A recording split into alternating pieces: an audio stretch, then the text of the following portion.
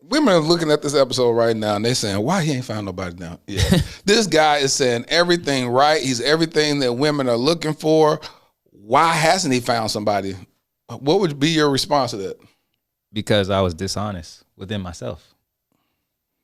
So that's ultimately what everything comes back to. Is every relationship, every person that I've been with, there was always something wrong with me. And I think one of the things that we do as men, which is very immature, is we'll try to manipulate women to make it seem like it's their problem or like they're doing something wrong. But really, the whole time, it's always been me. We put porn to shame. The womb isn't just about where I give birth to babies. The womb is about where we give birth to purpose. I was basically all of her nevers. I never imagined my journey would inspire people all over the world. You have set a standard in love. I was dating a young lady who helped me heal. Wow, this woman is a ride or die. Conversations have really helped me to change my perspective on relationships. I had 19 attorneys at one time that were speaking into my ear. 19 attorneys. My last relationship, it did a number on me. What you did not know is I had a whole little situation lined up that evening. Your transparency is literally setting people free. And you're unique. You ain't like nobody else. I've noticed that right away. You can make me cry. Thank you. I received that. Let one of them Barbie doll bodies walk over here. He gonna say, "Dear future wifey." You know what I'm saying? They're gonna go right in that box. I'm Laterra R. Whitfield, and welcome to the Dear Future Wifey Podcast. Welcome to the Dear Future Wifey Podcast. I'm your host, Laterra R. Whitfield. Listen, man, we've been having some amazing guests on season 5. Hey, before we get started, come on, are you still shacking up with us? Man, if you're still shacking up with us, go ahead and make a commitment and hit that subscription button. Turn on your notification bell so you'll be notified about upcoming episodes. You definitely need to turn on your notification bell because tomorrow we're going to have a little fun on YouTube. So you want to make sure that you don't miss that. If you're listening to us on streaming platforms like Apple Podcasts or Google Podcasts, go ahead and leave us a review, rate it 4 or 5 stars, whatever the platform allows you to rate it as, and keep spreading the word. I've been getting a lot of feedback from people on different platforms talking about how valuable the Dear Future Wifey Podcast has been for them. Today, we're about to go ahead and jump right into this. So without further ado, welcome to the Dear Future Wifey Podcast. My new homie, Josh Young. What's happening, brother? Hey, what's happening, brother? So, Josh, you and I met, we got connected because I had a conversation with your sister. I've been knowing your sister for over 1.5 years, and she's been bragging about you. She was like, oh, my brother is so amazing. He's so great, and I just want him to find a really great woman. I was like, man, your brother ain't thinking about no woman. He's playing basketball overseas and stuff. He, as you said, you have your Baskin-Robbins a flavor of women. And I said, he ain't ready to settle down. And so you stopped playing, if I'm not mistaken, and you're back home, right? Yeah. Well, I haven't decided yet. You haven't decided whether you're going to go back or not? I'm kind of in the middle. In the middle. But you're back home right now. I'm back home right now. And she said that you are looking for a wife. That's true. Really? That is correct. So in your heart, you said you desire a wife. Yeah. It's it feels like a different season for me. And so I've had my time. I've played for a long time. Some things have shifted.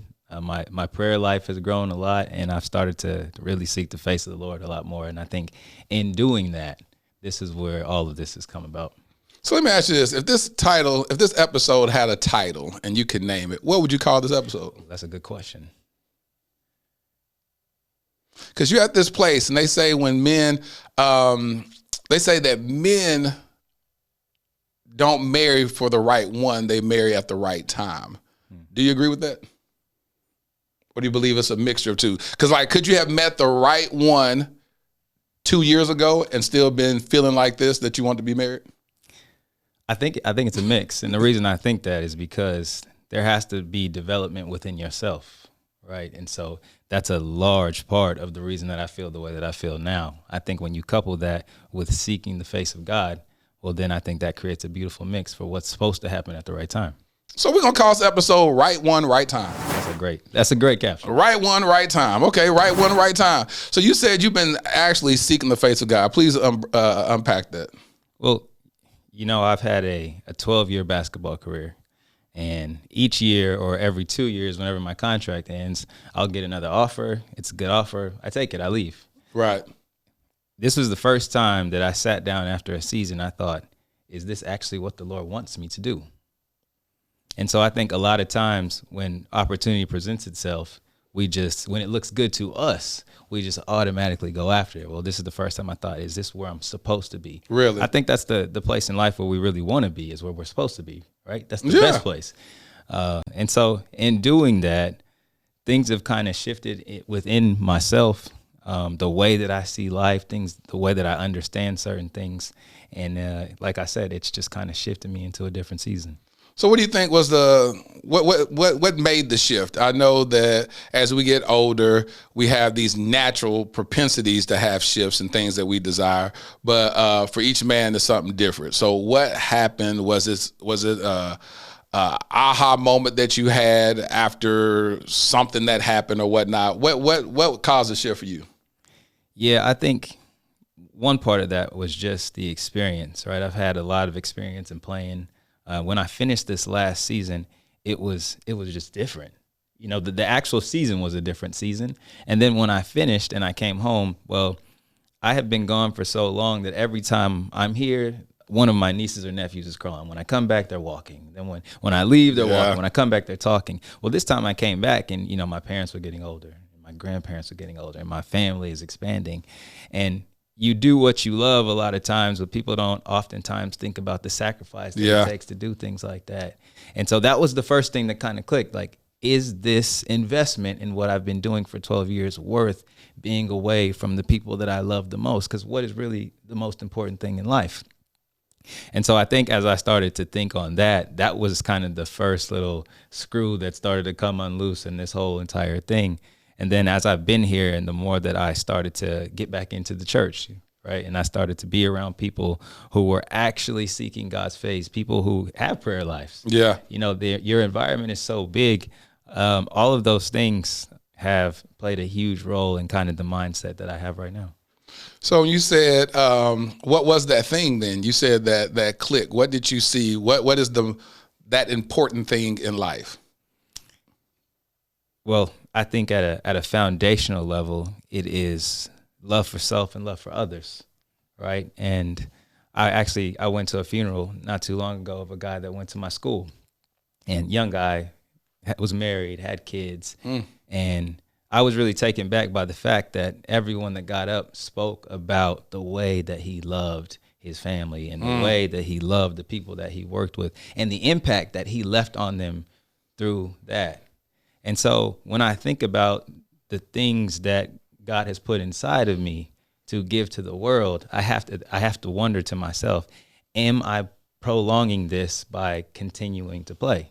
And so all of those things were questions that are just kind of circling. That's what I was talking about. That's what I was looking for, is that moment. And so that moment, one of those big moments was that funeral. I work on a podcast with my homegirl, Lady Jade. I produce her podcast. It's called The Dash. And The Dash is that seemingly insignificant line between your birthday and your death date. And what you do with that seemingly insignificant dash is makes the world a difference of the impact that you're making on this earth. And so it's interesting because we have those aha moments at funerals. Sometimes we have those aha moments at weddings when you're being the best man or one of the groomsmen, and you're looking at your brother, your homie, taking those nuptials. You're like, man, he like he got something special. I want it. You know what I'm saying? And we joke and be like, all right, you out the game, more for me. You know what I'm saying? And you like, I mean, how many women can I really, really have? How many do I really, really want? And as you've matured and as you go through the maturation phase as a man, then what we thought was important as a young boy is whack as an adult. Yeah. Did you experience that? Yeah, absolutely. And I think also one of the things that I started to do was I started to commit to reading my word every day. And in doing that, you just said something about how we act when we're a child and then when we grow up. Well, it was always interesting to me how when Paul was speaking to the Corinthians, how he said, when I was a child, I thought like a child, I spoke like a child, I understood like a child. But when I became a man, I put away those childish things. Facts. And it wasn't necessarily just that verse, but the context, because that falls in 1 Corinthians 13. Yeah. So you're reading the whole chapter about love, and then he says, yeah, but when I was a kid, I put away childish things. You talking about something, Josh? You done talked about something? Well, it kind of alludes to the fact that he's saying that in order to mature, you really have to be rooted in love. And I could say that hasn't always been my foundation, and that hasn't been the way that I've kind of moved through life. I've had phases and pockets, and I do it with certain people and not with other people. Yeah. But I think in order to really start to grow and put away those things that we would consider childish, especially as it pertains to relationships, well, then you really have to understand what is love. Have you ever been close? Have you ever been close to a proposal, or have you been engaged before or close to marriage? I haven't. I've never been engaged. I've had relationships that were good relationships, but there was always like that missing thing. And the reason I say there was that missing thing is because I'm not married. And so that's always one of the things that is kind of always eluded my relationships. But I've never been married, never been engaged. Have you ever thought that someone was the one? Actually, no. You never thought that? Never. Did they think you were the one? Yeah, that's happened before. And that's always like in an unfortunate situation, especially because men, and this is a part of our immaturity, is that we will go through relationships and situations for so long. And I mean, why else would you go with this for so long unless you had intentions of doing that, or getting married? And so that was a part of also my immaturity, is being attached and being connected with someone for so long, and then at the end being like, not gonna work out. But did you know the whole time though? Like, let's be fair. If you were dating somebody, did you date them with the intentions of saying, I know they ain't the person I'll marry, but I'm gonna kick it with them for a season, and then I'm gonna be in a committed relationship with this person, but I'll never marry this person? Yeah, well, no, it never worked out like that. So you don't go into relationships thinking like this ain't gonna last for about a year or 6 months or whatever it is. But I think that if every man is being honest, they know at some point. And a lot of times, that's not the point that it ends. We'll continue to move. That's good. We'll you said they always know at some point, and that's not the point where it ends. Yeah, that's not the point that it ends. And, a lot of times, I can only speak for myself. A lot of times that is taking the other person's feelings into account, which you should. But, the whole idea of being honest and truthful is also something that I was very immature in. And that was really not even being honest with myself, not being truthful with myself. And so you make up all these stories in your head of why you can continue to do something. And so you just push it down the line, and you're really just furthering the damage that's ultimately going to happen. And it's a really sad story. So when did that happen? How long have you been out of your last relationship? Yeah. So I was in a long relationship, 5 years, and we ended up ending that last May. So not this past May, the May before. 5 years. 5 years. That's a long time. That's a long time. And again, why would you be in a relationship for 5 years if you weren't going to get married at the end of that relationship, And so hindsight's always 20/20. But again, I think that at some point, I knew maybe this isn't what is going to happen. And then you just continue to go along with it. You continue to try. You continue to make attempts at it. But ultimately, it didn't end up working out. So as you submitted to Christ, have you submitted in the area of sex where you say, listen, I want whoever God brings in my life, I don't want to have sex with her until I get married? I have. So this is recent. Mm-hmm. This is recent. And that's one of those things that, if you listen to society is like, you got to have sex. So you know what you like, and that's the person you want to be with. What if they're terrible? Yeah. What if you don't like it? Exactly. And so again, we make these rules. We make up our own rules about the things that are important. But if you think about that is one of the biggest, I think, things that kills relationships, especially early on. Because as a man, men have sex with women for other reasons, and once you have sex with a woman, a lot of times they will fall in love with you, and a lot of times men don't. 100%. Most of the time they don't. Most of the time men don't. And it actually isn't until a man commits to a woman. Right. That at that point, he's like, this is me giving myself to you. This is love. And the sex happens way before a man does that. Yes. And that creates an imbalance that ultimately is kind of makes the relationship, I think, kind of rocky. And so you come to this epiphany. How? What made that come? Because that's a hard thing to submit to God, is your sexuality. So what made you do that? I think being tired of a cycle. You know, it's you do something so many times over and over and over. Meanwhile, you're praying prayers about how you tired of the cycle, and I'm trying to get out of the hamster wheel, and it feels like treadmill mode, and you know, but continue to do the same actions. And so I've never been married. I've never been in that situation where it was like, this is a woman that I'm going to commit the rest of my life to. But I have had sex. So it's also one of those things when you read the Bible and you think what God had put in place of when we come into union with a woman and what that looks like, it makes sense. You know, It makes sense because it creates all these different distractions. It creates a different dynamic, and ultimately it's not something that's actually even healthy, I think. You say you don't think it's healthy.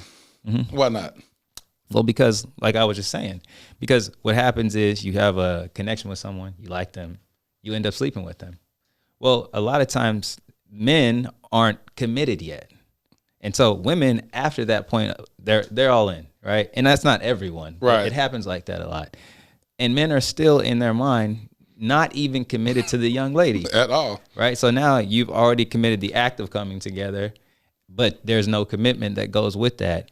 And so I think when I read the word, that was actually when those things marry, the commitment, the sacrifice, the union all comes together in that at that point. Josh, let me tell you something, bro. So when your sister, shout out to Amber, she was telling me about you, and I was like, you know, a lot of sisters find themselves very fond of their brothers and like, oh, my brother's such a great. I was like, yeah, so that's him as a brother, but you don't know who he is as somebody's mate or somebody's love interest or whatever. You know, that's where all the other stuff comes in. And then she was just like, no, he's just really great. And she said that over a period of time. You got to talk to him. You got to have him in your pocket. I said, your brother ain't talking about nothing. And then when I talked to her recently, she said, this was last week, she was like, Lateris, my brother really wants to be married. See, at first she just kept saying he's a good guy. When you tell me that a guy wants to be married, that's a different level. Because there's a lot of good guys out there. There's a lot of good women out there. That don't mean that they're husband material, wife material, even desiring marriage. They're just good, but they like they're good people, but they don't want to be nobody's mate. When she said that, I knew that you had to have communicated that to her. And when a man begins to speak like that, he will get that. And I knew that at that point, you're moving with intentionality. And I was like, oh, I like to talk to him then. And she was like, I'm telling you, he's great. He's so rooted and grounded in Christ. And this. I said, what? Hold on, what?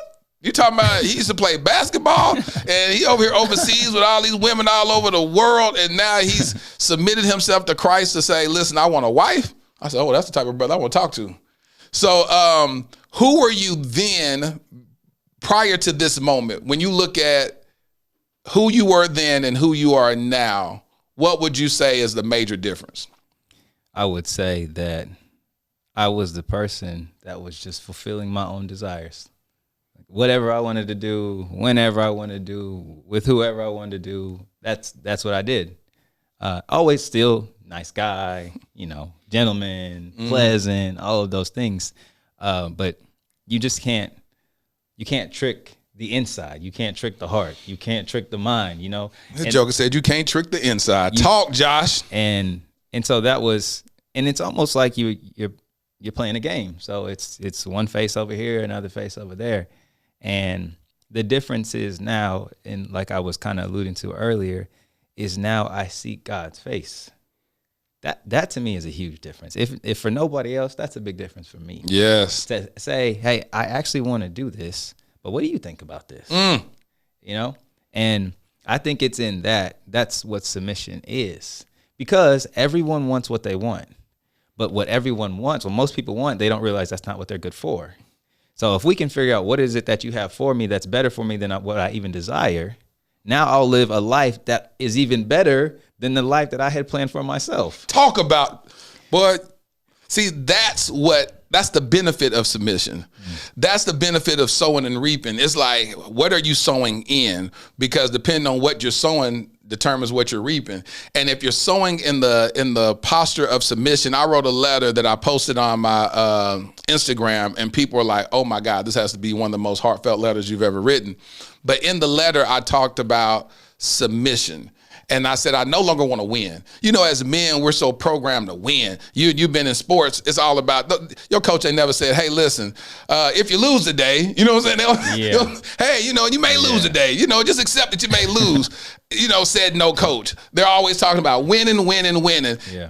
So we're programmed as men to win at everything, win in relationships, win that girl's phone number, win this. And I got to the point where I said, I no longer want to win. My posture now is submission, and submission to Christ. You're going to always win anyway, but it's not, you're not taking matters into your own hands. Right. And so when I say you hit the nail on the head, it's blowing my mind. Tell the people, how old are you?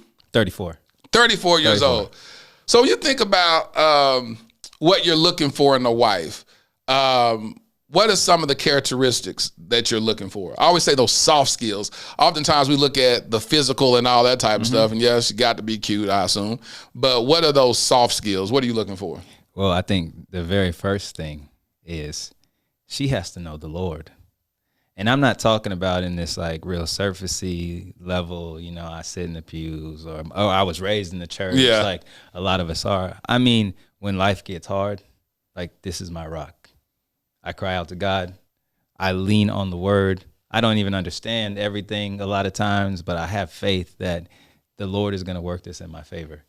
And I think the reason that's the first thing and the most important thing is because I've had a relationship with beautiful people where that wasn't the foundation. And ultimately, I always say, people ask me like, why did your relationship end? And I say, well, it actually ended before it began. Because if you don't start on that proper foundation, you can build whatever you want, but if anything comes against that, which it's life, that's what happens. Stuff comes against you. You know, rain is going to come and floods and hurricane and tornadoes. That's going to happen. But when you don't have that proper foundation, it's always going to fall. You said it ended before it began. So you're saying because the relationship wasn't rooted and grounded in Christ, that it was doomed for failure? Yes, I believe that. And that's such a disservice to people that we come in contact with, because they might not know that, but we know that. As believers, but we still pursue people, and then we try to put it on them like, oh, you know, you doing this and you doing that, and oh, now you acting like this and you acting like that. But really all of that falls back on you, because we are supposed to be the doers of the word, not the person that we pursue. And if they have no perspective, right? They have no perception of what the word says, what the word is. Well, that's kind of our job to be able to teach. So I think that is ultimately, especially in our climate today, we try to make so many excuses and say, yeah, you know, it's a good person. And it probably is. And honestly, you can find a lot of good people, even sometimes better people outside of the church than you find in the church. Talk about it. And it doesn't mean because you're sitting in this pew and you're in the same pew that it's also, you know, an equal partnership. But I do think that is the foundation. Love is the foundation. The Bible says God is love. So you could argue that God is the foundation. Right. Women are looking at this episode right now and they're saying, why he ain't found nobody now? Yeah. This guy is saying everything right. He's everything that women are looking for. Why hasn't he found somebody? What would be your response to that? Because I was dishonest within myself. So that's ultimately what everything comes back to. Is every relationship, every person that I've been with, there was always something wrong with me. And I think one of the things that we do as men, which is very immature, is we'll try to manipulate women to make it seem like it's their problem or like they're doing something wrong. But really, the whole time, it's always been me. And so once a man comes into this place where he submits, he understands who he is, well, that's what has to happen for you to be able to move into this next phase of a union. You have to submit your life. How are you going to lead someone if you haven't submitted to the Lord? And so that's why I haven't found anyone, is because there's always been something within me. I was always doing something contrary to what I knew to be true. I was always lying to myself within myself. I was always being dishonest.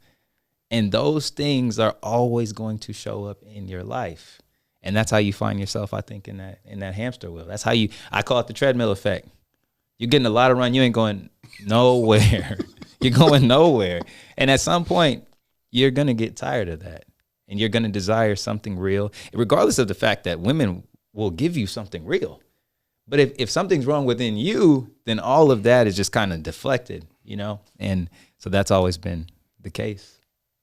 Josh, boy, let me tell you something, boy. Ooh, you talking today, boy. You talking today. Do you talk like this around your sister? Y'all getting conversations like this? We talk, yeah. My sisters have given me... Because you have how many sisters? Four beautiful sisters. And they've given me so much perspective. Where do you rank in the? So I have 2 older sisters, and then it's me, and then I have 2 younger sisters. And life was like that for 7 of my years, my first 7 years. So it was just me and the girls, and then my little brother came in. So there's 6 of us. 4 of them are women, and all grown, beautiful families. Amber being the one that has introduced. Shout out to Amber. Yeah. And. Yeah, so I come from a great family. God, so how's it been, you know, what has because when you're around a lot of females like that, and as sisters, what did you learn watching them date, watching them fall in and out of love? How did that speak to you? What are some things that you can like say, I remember I had this one, you know, one of my sisters, she was in love with this guy and such, and I found, do you have any stories like that? I have a lot. I have a lot. But what I will say, we actually were just talking in the car. So I actually brought my entourage here. Yeah. We were talking in the car about some of the stuff that they had taught my brother and I, because we had such an education into the mindset of a woman early on. So I remember even when I was like in junior high and high school, and I'd be talking to my friends about stuff. They're like, "What are you talking about?" Because they didn't have any sisters, and that's actually the truth for a lot of men. Yeah. They don't learn anything about a woman until they come into a relationship with that woman. But I think the thing that I will say that I notice is the importance of a father's love towards his daughter, because it's one thing to be present, but the father's love towards the daughter is the thing that shows the daughter what she's looking for in a man when she gets older. It's the most important piece. That's why families are so important, right? The father is important for the son, but that father-daughter relationship is so special. And so I noticed that, and my sisters they've grown to be beautiful, and they have beautiful kids, and I'm very proud of the women that they've become. Did you have a present father? Yeah, he is. My dad is still here. And my dad is great, but you know, we have like that older generation. You know, the older and hey, I'm working. I got stuff to do. We don't talk about nothing. You know, and that was okay for them, because it was, hey, I don't got time to be hanging out with y'all here. I'm providing. I'm providing. Yeah, and you understand that. And so the beautiful thing about life is that we always have choices, right? And we have the ability to see things and then decipher: is that what I want to do? Or is that not what I want to do? Or what do I want to take from this situation? Or what do I want to gather from this person and add to my life? And so as we've grown, that's been something that I've seen and I understand the importance of. And it's so important. So when you saw, I want something, you ain't got to reveal the sister's name, but what did you see from a relational standpoint that one of them encountered that may have broken your heart as a man and said, I'll make sure I don't do that to a woman? Were there any cases like that? Yeah. The thing that comes to like the forefront of my mind is them just wanting to be around our father, you know, and him being just busy, you know, just like, I got stuff to do. So you bring it all the way back to the father. You don't. I'm talking about relationships. Have you seen? In relationships. Yeah, in relationships. Yeah, I actually do though. I actually bring it all the way back there, and because again, you have to. If you don't see it, then how do you see it? at some point you have to come in contact with what does a healthy relationship look like. And I actually think that's what a lot of people actually struggle with, is that they've never seen a healthy relationship. That's good. So if you never have seen a healthy relationship, you're most likely just going to mimic what you have seen. And what you have seen might not be healthy. It might not be beneficial. It might not be what you need. And so as you're going and navigating through life, that's why you have to be able to take that lens and maybe put it on someone else and see people that you come in contact. That's why your environment is so important. Because once you come into an environment of people who are married, who are thriving, who love, actually love each other, well, then it provides some type of perspective for you, like, that's what it looks like. So people are 30, 35, 40 years old, like, oh, that's what it looks like. I've never seen that before. Never seen it. Never seen it before. And it's extremely important because your choices a lot of times are based on your experiences, especially as it pertains to relationships. Well, then if you saw a bad relationship, you're probably going to make a poor choice. And that's a cycle until something comes in and you see something different and you can break that. So, seeing the one, how long do you think you would recognize that this is the woman that God brought to you? This is your wife. Mm-hmm. How long do you think it would take you in dating her for you to realize that? Whether or not you go put a ring on her finger, that's the second question. But how long would you think it would take you to say that's her? That's a great question. And to be honest, I actually talked to my mom about this, and I told her, I think that would be instant, and not in the way that's like, oh, hey, we got to do this right now. But you see people, and we talked about this. I've seen people all over the world. Yeah, and beautiful people exist everywhere. But there is something that you understand, especially when you're connected to the Lord and to the Spirit of God, that you connect to the spirit of another, and that I think would be an instant connection. Like, that's her. Now, I think it takes time, and you build and you grow in love. But as far as I used to think that was crazy. People like, hey, love at first sight. Like, and you watch those shows where they're like married or all that. And my sisters love those shows. Yeah, they all do. Yeah. I had a guest from Married at First Sight, Gil Cuero. He came on the podcast, so we talked about that, and he was like, I'll never do this again. Because they putting you with, they making their decision and putting you with somebody and making them married. Right. But you hear, that's what most men say. Most men say that you know immediately. Mm-hmm. This may get some brothers in trouble because some of these women watching this like, why my man ain't told me? And we've been together for 5 years. Well, you know, that's one of those things. I think, I kind of put my business out there about that same situation earlier, and everyone's situation is, they have their own dynamic. Right. But I do believe that. I do believe that when you find that young lady or that young man that, like, this is the one, I think you'll know. Everybody always say that. It's a trip. Every time I talk to a man, they say, when you know, you know. Mm-hmm. And they say within the first 3 dates they know. They'll say, some guys say that when I saw her across the room, I knew that was going to be my wife. I'd be like, how did you say that? I just knew. I'd be like, I had this one guy, Pastor Kyle, he said that he knew his wife was his wife when he was 12 years old. He saw the little girl walk in church and said, that's going to be my wife. Turned to his brother and said, that's going to be my wife. The brother started laughing like, man. And for several months, she just curved him. She curved him several months. And then finally, I forgot what age they finally actually started committing to each other, but it was like, it wasn't like right away. So it doesn't surprise me, honestly. It doesn't surprise me. I think that is definitely possible. Definitely. So.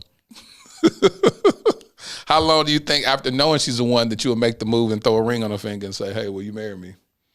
Oof. I guess that kind of depends on, where we are, the situation. I do think that there are some very important questions that you need to ask people before you just jump into marriage. Like, marriage counseling is probably a good idea. Oh, yes.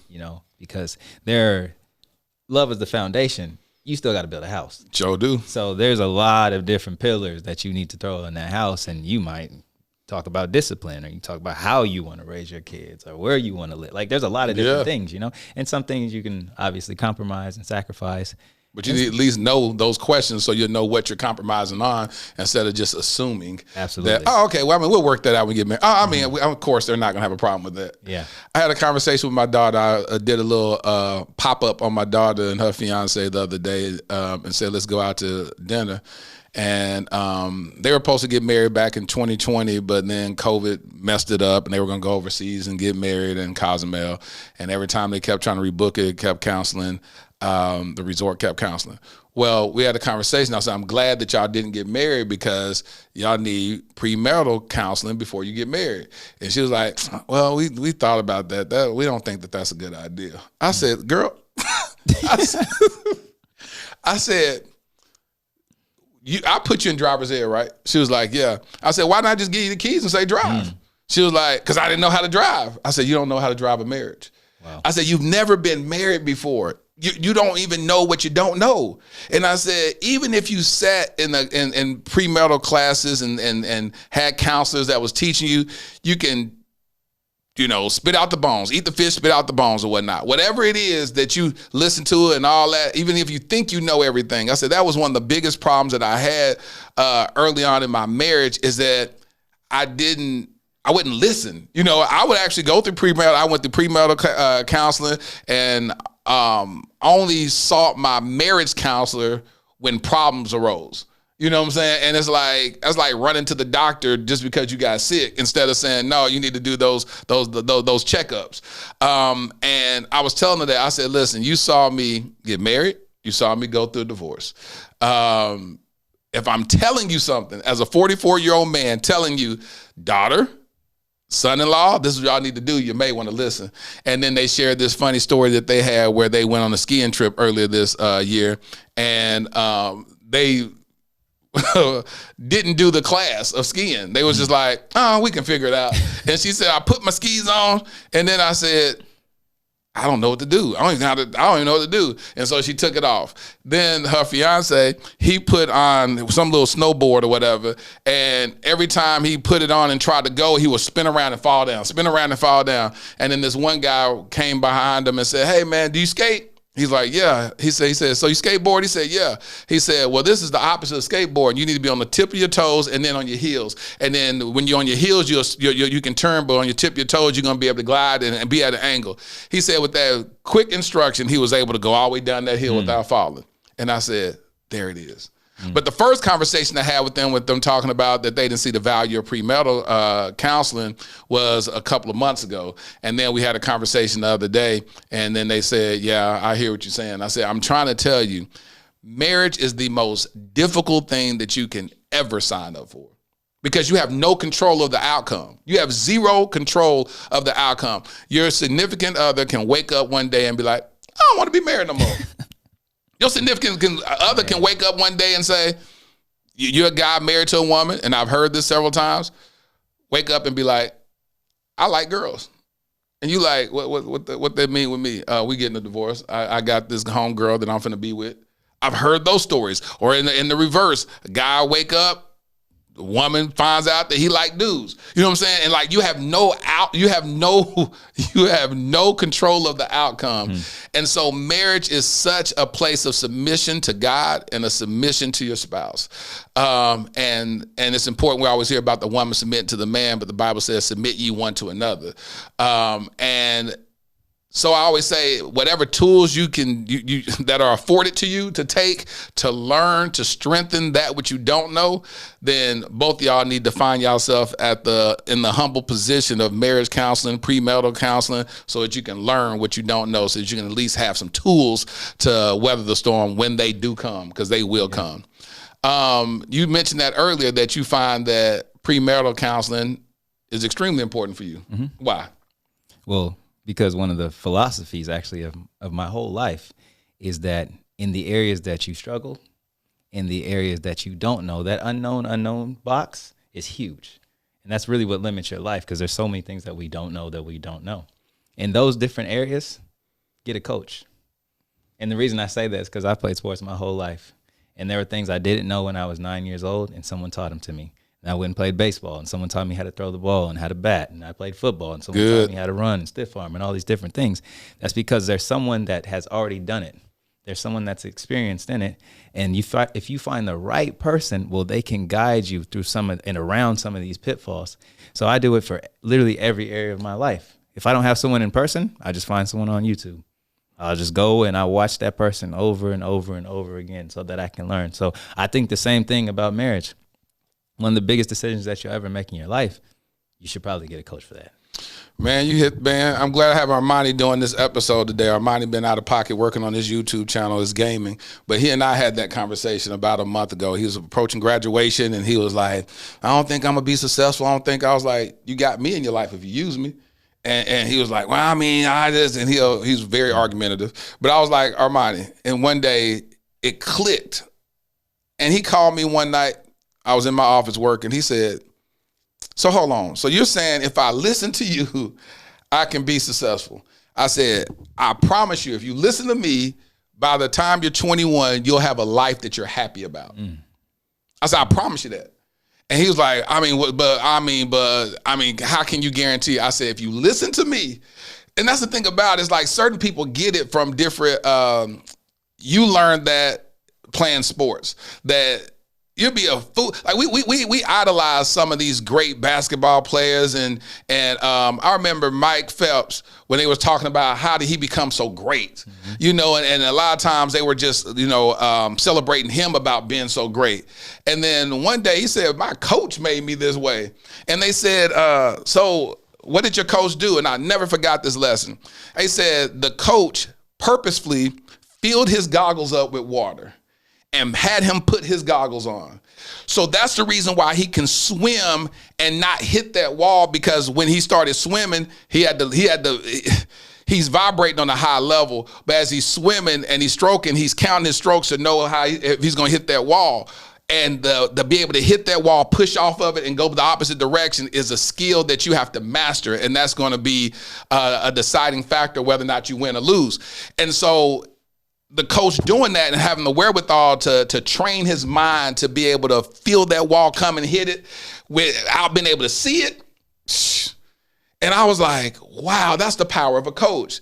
We have such an amazing thing, not only with God the Father, God the Son, and God the Holy Spirit being our coaches in different areas of how they show up in our lives, but also people that God placed on this earth that have lived that which we're trying to live, whether it's in sports, whether it's in business or finance or whatever it is. You can always find somebody that can teach you whatever that skill set is. But the very thing that we lack the most in instruction is trying to find coaches in marriage.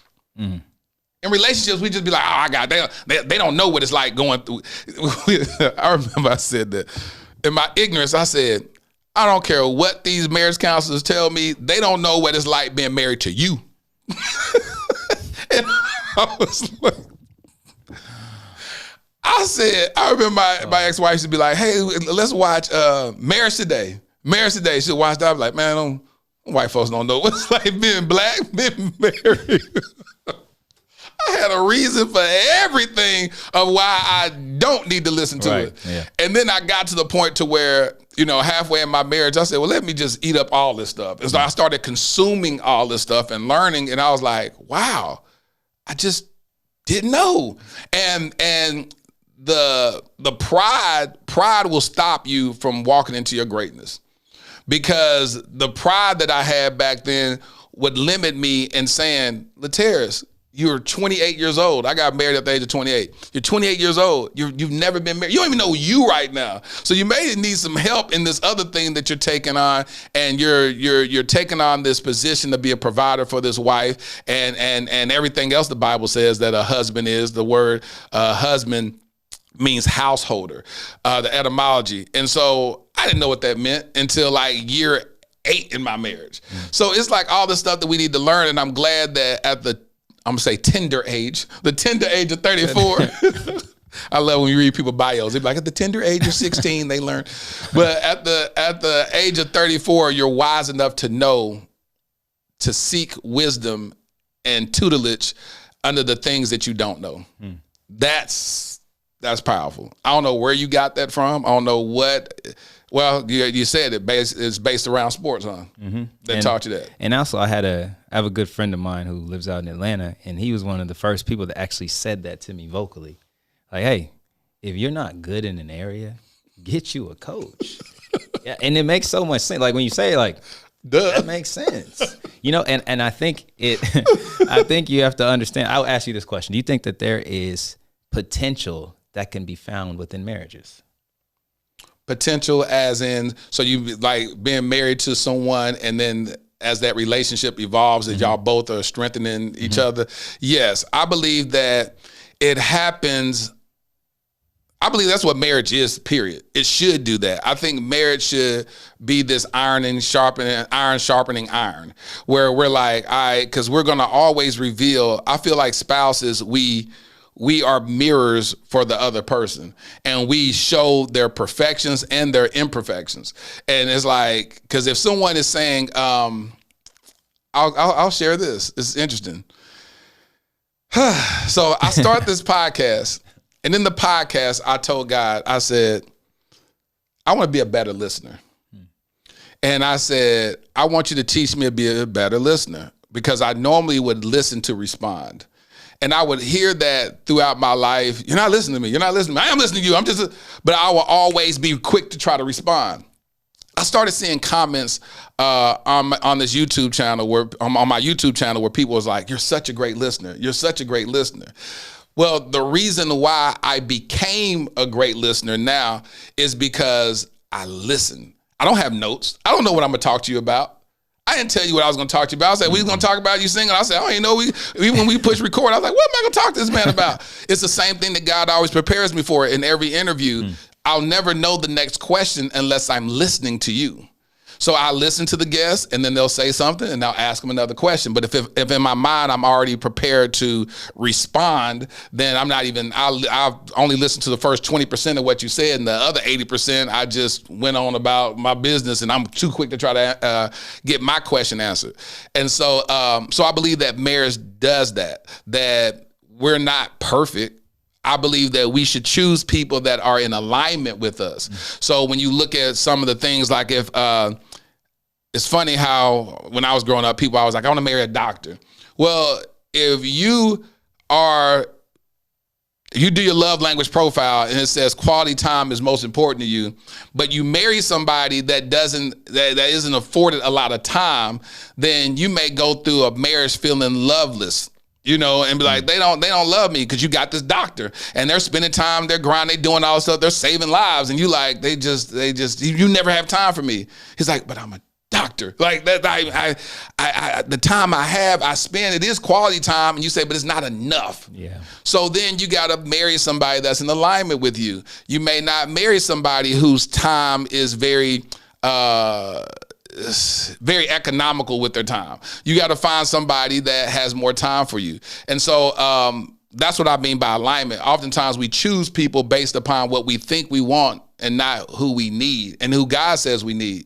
But in the pruning process of marriage, as y'all are cultivating each other, then those area weaknesses that the male may have, if he's humble enough, he'll find himself being challenged, and he'll go, you know what, baby, you did say that I'm too quick tempered. I am this or whatever. I need to really work on that. You know what I'm saying? So, so if I respond out of anger, I want you to be able to check me on that. And then the woman may be like, normally when I have my feelings hurt, I respond in anger. So I'm gonna watch how I respond, and I'm gonna respond in love. Since my husband has now humbled himself, now if he gets mad, she don't say, see, I told you. She goes, baby, you're doing it again.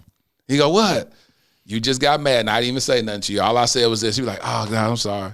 And she kisses him like, baby, I see you doing better. He's like, all right. Like that beautiful thing that just happened there is so hard for people to reach in a relationship, let alone marriage, because it's like most marriages are in competition with each other and not realizing that if you're a true team.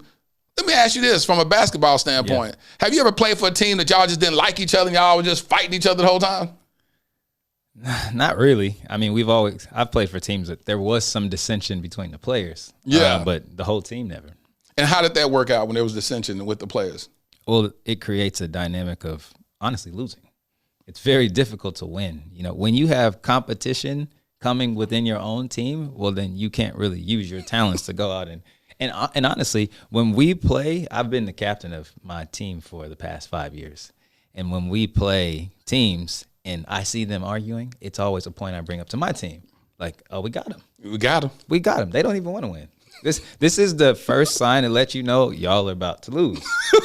And really, you lose within yourself, you know? And so you give someone the upper hand on you, on your relationship, on your skill set, on your team, if you create that dissension within. And that's exactly what I want you to say. Because that is so true. And often in marriages, we lose because it's such inward tension.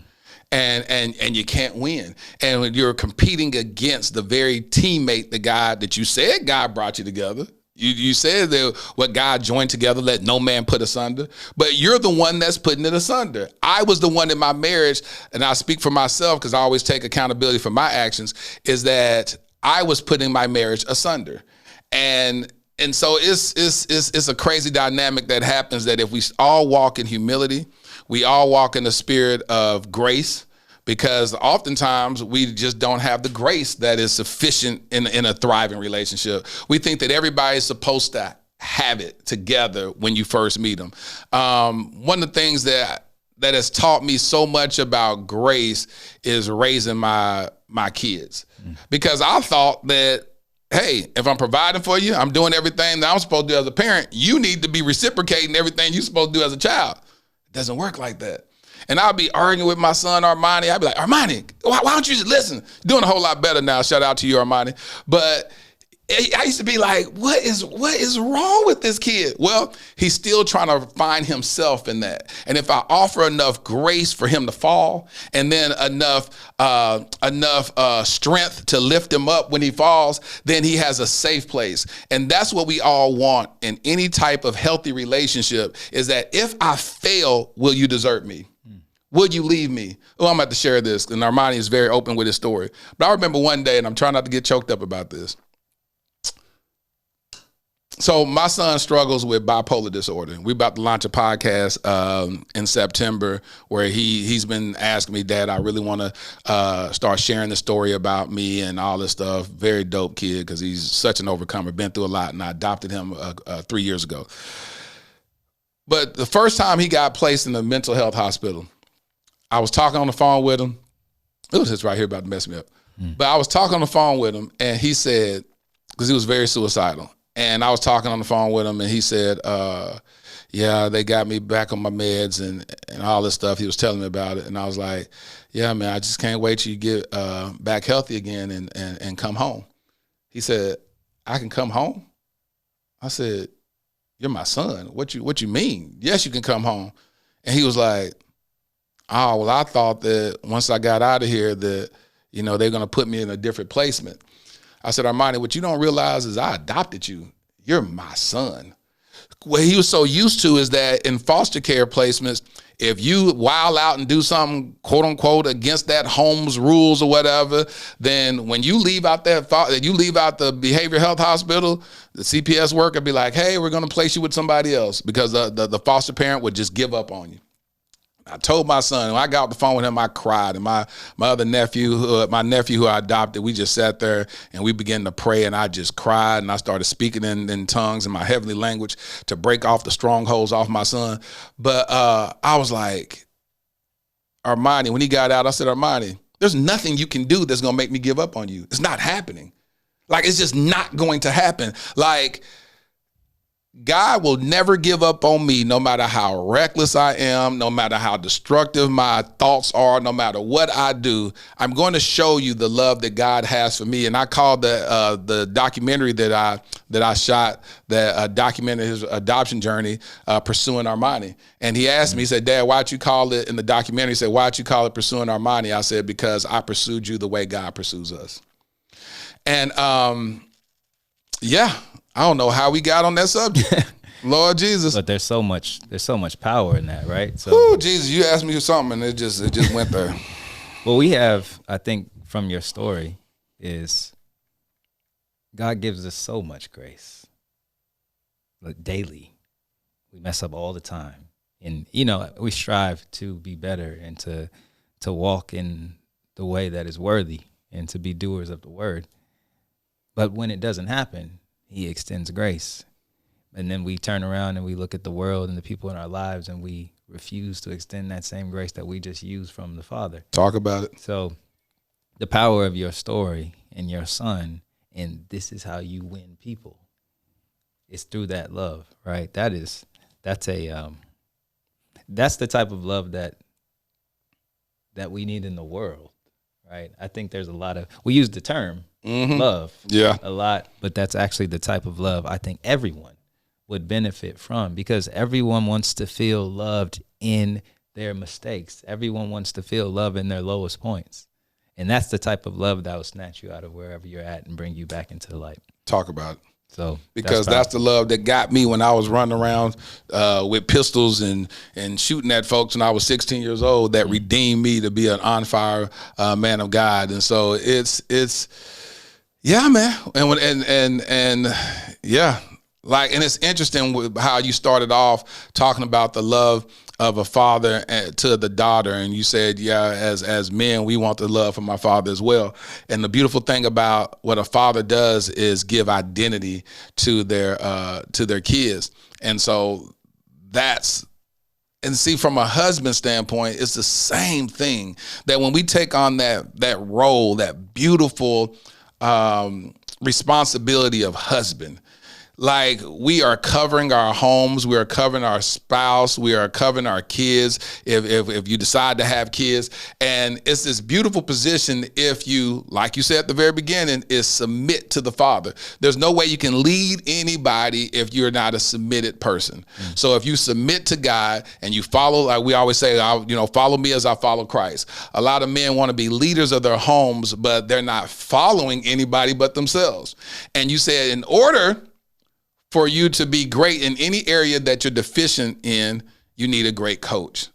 But if you really want to be a great husband, you'll definitely, it goes without fail, to be submitted to Christ, but also submit yourself to other men that are doing it right. Not men that, you thinking about cheating on your wife and they're like, shoot, a man always got to have another little side chick, you know what I'm saying? But this is what I'm telling you, just make sure she don't know. Just make sure she don't find out. Yeah. You don't need that type of advice. You need somebody to say, hey, brother, listen, hey, I did that. What you thinking about doing right now, I did that year 5 of my marriage. I did that year 6 of my marriage, and it doesn't work out. And I'm still trying to repair that broken trust in our relationship. And when you hear men pour into you like that and they give you the real, then, because I get so many men that DM me, that's why I always share my story about my infidelity in my previous marriage, is because it has provided a safe space for men to reach out to me, and they'll slide in my DMs, be like, say, bro, I love how you keep it lit, bro. Like, talk to me about that. And I'll call them up and we'll talk and work through some things that they're dealing with or whatnot. But listen, this is what I want to do with you. And I touched on this with you before this interview. I want to do a live after every one of my Wednesdays episodes. I go live on Instagram. But what I want to do with you is I want to go live on YouTube if you're willing. And I want to, since you're intentional about looking for a wife, this is whole idea I've been having where I want to do, everybody was asking me, why don't you do speed dating? Why don't you do this or whatever? And I was like, oh God, that's so overwhelming. I got to find some guys. It's hard to find guys that are serious that I would like to endorse and say, no, this is a good dude. You know what I'm saying? I don't want to be setting up dudes to just magnify his mess that he's already doing, just give him a bigger platform to run through a bunch of women. But it's interesting because I've been talking to God about this show that I want to do. And I would like for you to be my first guest where I actually go on YouTube, allow women to come up, and you'll do a little speed dating with them, and I'll referee that situation, and y'all have these little conversations. And then if you find one or two that you like to take it offline, y'all go mind your own business, do what y'all do, and I'll look at sponsoring y'all first date. If they live in another city or whatnot, we'll fly them to, where you living right now? Oklahoma City. Oklahoma City. Yeah, so fly them to Oklahoma, fly y'all both to Dallas, and then we go shoot it or do what y'all do. We just have fun. Yeah. Are you willing to tomorrow? This episode is gonna run on Wednesday. Tomorrow on Thursday, pull up online on the beautiful U of Tube and and have a conversation with some women and see if we can make some love happen. Yeah, I told you that is so far outside of my box and really comfort zone that I think I would have to do that. You say you would have to do it because it's so uncomfortable. Why you say that? I would have to, because I think that's where the beauty of life is found, is in the places that we are uncomfortable. You know, you're in your comfortable space, you do what you do, you have your routines, but greatness is never found in that box. It's always stepping outside of that. And there are things that I have the life that I have. Well, I don't have the life that I don't have. And the life that I have is in that box. So I might as well step outside of it and see what's out there. So that's the reason I say I will commit to that. Josh, you're a brilliant young man. You know that, man? Yeah, I come from a very good family. I love to learn. You know, I love to learn. I study a lot, and God has had his hand on me since I was a kid. So I'm just trying to do with this life what he's created me to do. But I appreciate that. No, you brilliant, because you don't. So I'm gonna tell you this. I'm telling you some of my little biases. So I'm 44 years old. A lot of my homeboys be telling me to date women about 28 years old and all that. I was like, that's too young for me. And so I was real biased. I said the lowest I would go is around 34. But then I've had like 30-year-olds that slid in my DMs, and I'd be like, how old are you? And they'd be like, I don't know. But then, like, you're a child, you know, but then over the period of time, I started recognizing that's just a bias. These are grown women. Yeah. These are freaking grown, mature, solid women. And so I'm telling you, when I meet like a guy that's 34, I have this prejudice and be like, oh, he ain't, you know, he just young.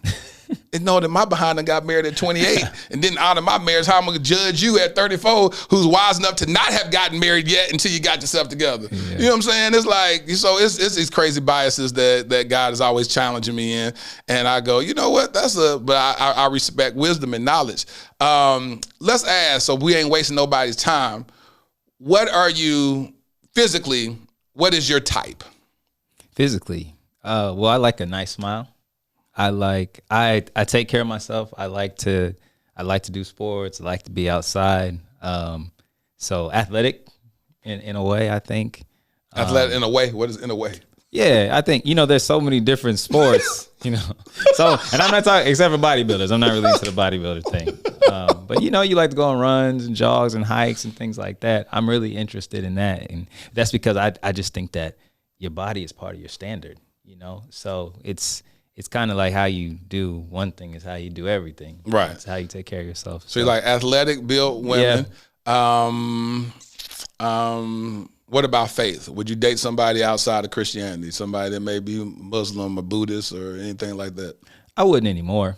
And, you know, some people make it work. But for me, it's just one of the staples that I have from my own life. So they have to be a Christian? That's the word we'll use. Yes, I say, you know, because that, and it's not the. Yeah. No, you said it earlier. You want a Christian, but not just a typical average church pew warmer. Yeah. You want somebody that is solid in their faith, somebody that's gonna lay hands on you, that's gonna intercede on your behalf. You want your Proverbs 31 woman. Yeah, and with that, it's funny you say that. That's why I'm working on myself to be a Proverbs 1 through 30 man. Because we always say that, like, hey, you got to be a Proverbs 31 woman, and women like, who are you? You know, like what verse are you? So I think if you look at what who the Bible's talking to, Proverbs 1 through 30, well, I think you realize that is something as a man that you have to be able to provide and become if you want a Proverbs 31 woman. I think it works hand in hand. So, Josh, I'm telling you, you own it, because I was talking about, and I was sharing this with somebody that said we never talk about the Proverbs 31 man. In Proverbs 31, at the very beginning of it, King Lemuel's mom talks to him and tells him what type of man of character that he has to be, which is very interesting, because I always say this when people ask, because I've never drank a day in my life. So a lot of people be asking me, I'll go out with somebody, they'd be like, oh, you gonna have a drink? I said, I don't drink. And they're like, why don't you drink? I said, because I just don't drink, you know? But I remember reading where King Lemuel's mom said, hey, stay away from strong drink so that you could have good judgment in just pretty much in every area of your life, but also the fact of taking care of the needy and being a good judge on that and making sure that you don't give away your strength to harlots and all this stuff they was talking about. I was like, whoa, I never really understood. No, I said, we don't talk about that in church. We always talk about the Proverbs 31 woman, but we forgo the Proverbs 31 man. And it's dope for you to actually say that you want to be that so that you could receive that which you desire as well. Yeah, I always think that you don't get what you want, you get what you are. And so you have to become the type of person that is responsible enough, or what's the word I'm looking for? The person that is deserving.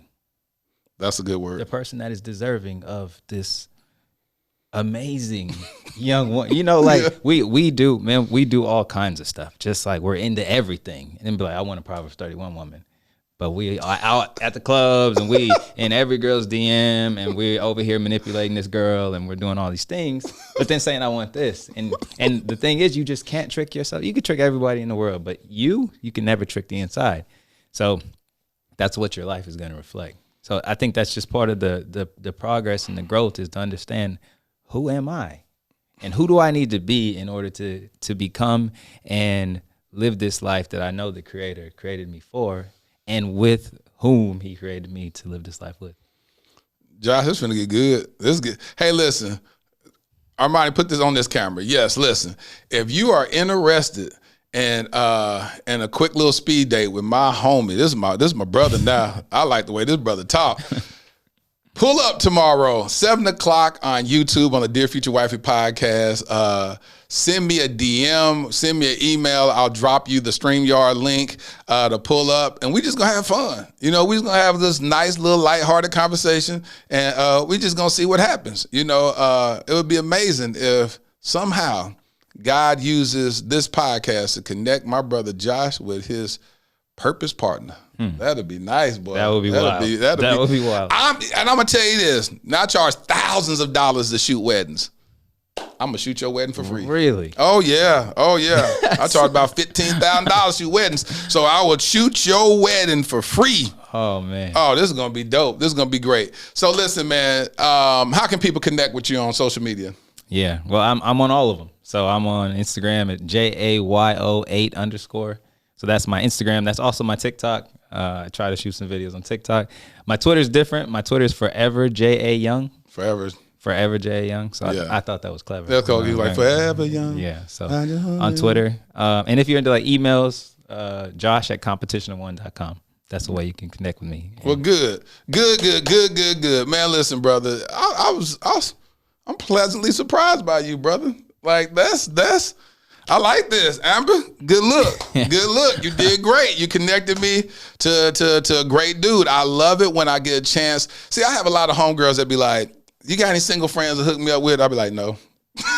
Like I just don't. You know, I just don't. I don't know nobody to connect you with. They not ready. So I like it when I meet a guy that's ready. You know what I'm saying? And they're solid and they have great character about them. And yeah, so this makes me happy. This makes me smile. So hey, why don't y'all give it up for my brother, Josh Young. Man, I appreciate it. Yeah, man. Thank you, brother. Great having you. Great to be here. Ladarian, thrusted suddenly into Child Protective Services in 2015. My nephew, Black, a boy. The likelihood of being adopted outside of kinship, slim to none. Armani, 16 years old, Black, a boy, with 5 years in the foster care system before I even knew his name. The likelihood of ever being adopted, yep, you guessed it, slim to none. While Ladarian and Armani were trying to survive and barely thrive in an overpopulated and underfunded foster care system, I was living my own life, doing well professionally. Having been a single father with a daughter who at that point was doing well in college, it was my time to live my life, right? Wrong. I felt unsettled, tireless, agitated. There are just too many of our Black children stuck in ambiguity and in the limbo of the foster care system. In 2017, I legally adopted my nephew, Ladarian. Fast forward to 2019, I had no ties to this other young king, but I felt God instructed me to adopt him also, and I obeyed. Starting over with parenting should have been enough, right? Working with various foster care and adoption agencies to help bring awareness to the countless young Black kings in the foster care system should have decreased my agitation, right? Joining the board of directors of Advantage Adoption, an organization that helps find permanent adoptive homes for children in foster care, should have led to some type of resolve, right? No, not at all. None of it felt like I had done enough. I now realize that every one of those experiences was laying the fundamental foundation for my life's mission, Kingdom Royale. Kingdom Royale will be a luxury, state-of-the-art home for foster boys. Our first location will be in the Dallas-Fort Worth Metroplex. We will utilize the whole person approach that instills identity, empowers them to advocate for themselves, and enlightens them regarding new perspectives and limitless options that they thought were impossible. Though the young kings will attend the local public schools that are in proximity to Kingdom Royale, our at-home curriculum will broaden their worldview through participating in the arts, attending various cultural events, learning about and engaging in multifaceted discussions about current events and even relevant historical context, introducing them to gardening and landscaping and even caring for our animals on our farm and on-site stables. We just launched our Startup Capital campaign with the goal of raising $2.8 million. Now, why $2.8 million? Well, in 2017, I created a web series in which I performed random acts of kindness for targeting the homeless community. One of the most notable successes was that one of the videos went viral, garnering 28 million views. However, one of my biggest regrets is that I didn't raise a single dollar to help in implementing a more sustainable plan for the homeless community. So throughout the years, with much remorse, I reflected on not maximizing that moment. I knew if at that time, just 10% of the viewers donated $1, we would have raised at least $2.8 million that could have really established long-term support for the homeless community, or at least started a long-term initiative to do so. This is my do-over. This is our new beginning. Together, we can attack this at the root by specifically helping our homeless Black boys who are already disproportionately represented in the American foster care system. I'm Laterras Whitfield. I've been nominated for 3 regional Emmys documenting my work with the homeless as well as my personal adoption journey. Despite those accolades, the greatest award for me is truly providing the infrastructure for a transformed life. Visit kingdomroyale.com for more details. Crown a king and make a donation today.